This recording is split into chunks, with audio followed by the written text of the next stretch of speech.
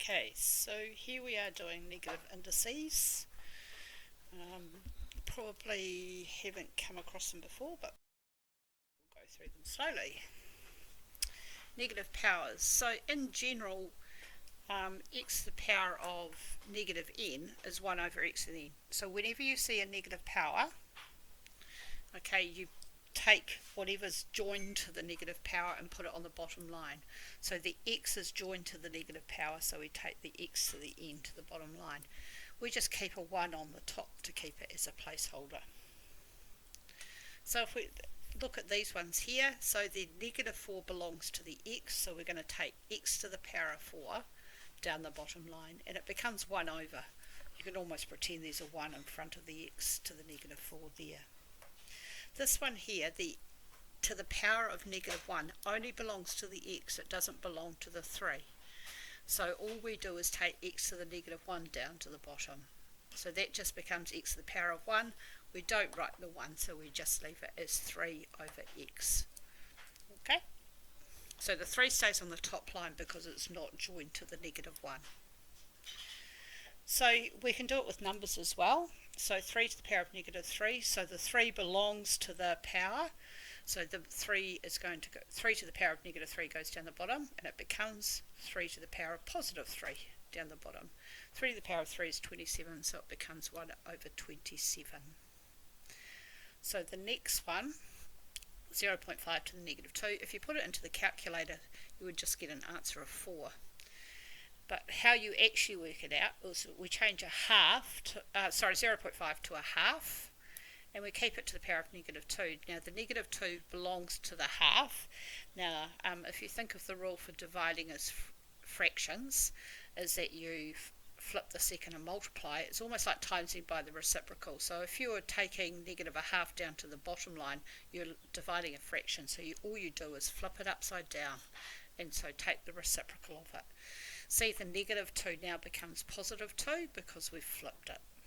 Okay, and 2 to the power of 2 over 1 to the power of 2 is just 4, because 2, if we square both the 2 and the 1, so 2 squared is 4, 1 squared is 1, 4 over 1 is 4.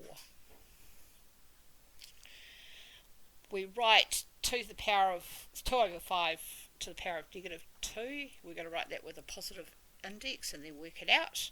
So to get rid of the negative 2, we flip it upside down, it becomes 5 over 2, and we're going to square it. So we square both the 5 over 2 and the 2 over 2 because they're both in the brackets. So that becomes 5 squared is 25, 2 squared is 4.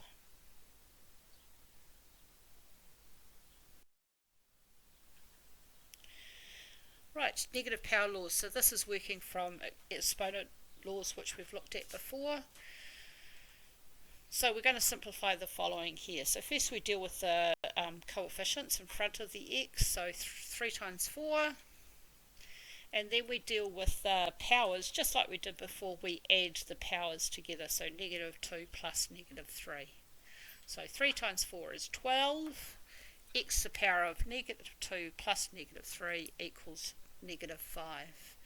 Now we're going to get rid of the negative 5 because we're going to write it with a positive power. So we take the negative 5 down to the bottom line. Now the only thing that's joined that is to the power of negative 5 is the x. The 12 is not to the power of negative 5, so we leave that up the top. So it becomes 12 over x to the power of 5. Right, the next one is one of the ones with brackets with a power outside. We can deal with it the same. So pretend there's a little 1 there with the x.